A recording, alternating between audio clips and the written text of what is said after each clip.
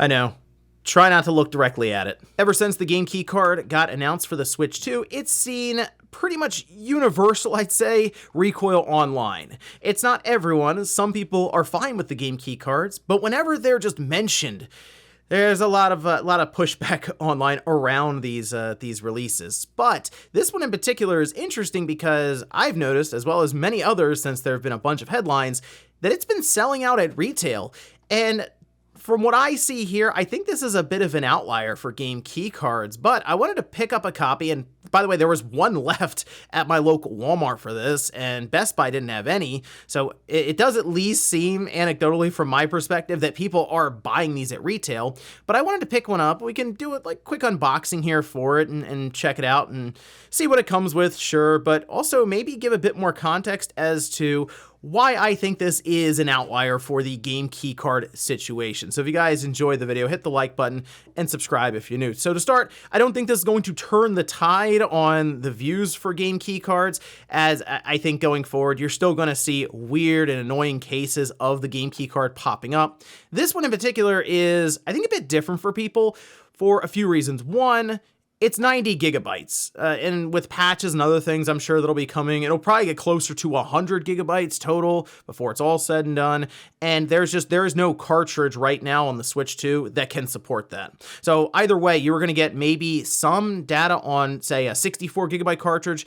then you have to install the rest, and that's just where we are when it comes to different games, especially third-party games, although I do wonder if Nintendo's going to test the limits of that 64 gigabyte cartridge in the future, but third-party games they're just large. And that's just kind of the way it is, and I'm sure we'll see that with Rebirth and then the third one, as those all now seem slated for the Switch 2. And 7 Remake Intergrade is selling well, it seems, on the Switch 2, so it seems like Square Enix made the right call here. But they could have just gone the route of a digital-only release. However, with this game key card, they did find a way to get it on store shelves despite the larger size. All right, and that has kind of been always the pitch for game key cards. It allows some games to exist at retail that wouldn't otherwise. Without the game key card, this probably would have just been a digital-only release, and that would be it. But I will give them some credit. They thought about this a bit. This game at retail is $40, and there are some people that I've talked to that don't really care about game key cards, not really interested in buying them. This was in that impulse buy territory, they told me, and they looked into this a bit, not only because of the price, but also I think with what it comes with. Otherwise, though, I do like the nice clean cover here, of course, this kind of harkening back to the PS1. Also, you know what? The red, it works.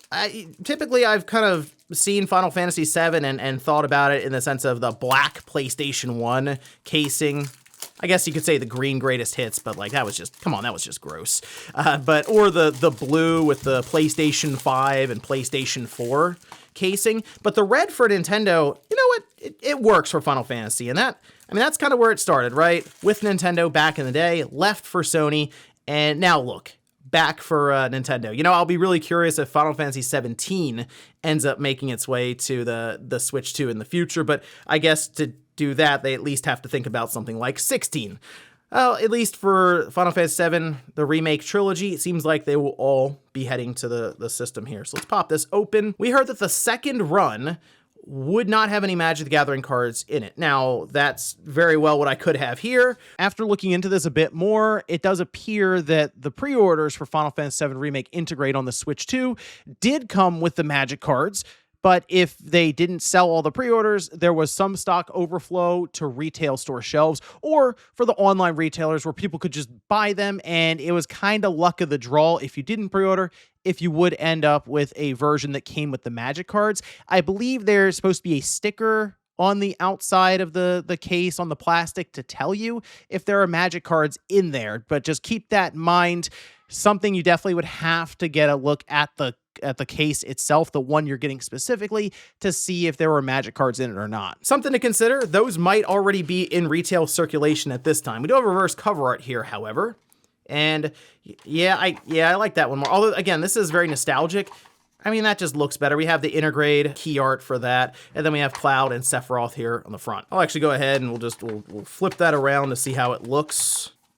There we go. We have our very basic looking game key card here. And you know what? The Magic the Gathering cards definitely help because those are sought after, and I've kind of wondered if that was one of the main reasons people were really buying up, like in droves, I should say, buying up the $40 game key card. But I think when you see a situation like this, again, where it is, say, 90 plus gigabytes, it can't fit on a cartridge, and I think they do a fair job pricing it at $40, there'll be more people inclined to pick it up. When we see game key cards come out, and it's for a game that is 20 gigabytes, you go, you could have put that on the 64 gigabyte cartridge, and then they charge $60, $70 for the game. You go, hold on a minute. I thought there needs to be some compromise, meet somewhere in the middle. And I think Square Enix actually did a very good job thinking this release through. Now, I will say it does lose value when there's no Magic the Gathering cards in here, so consider that. Let me know actually down in the comments if you picked this up and you didn't get Magic the Gathering cards in there. Also, let me know which cover art you like. This is the one, again, the reverse cover art, Cloud, Sephiroth, and then the back with the Yuffie Integrate key art.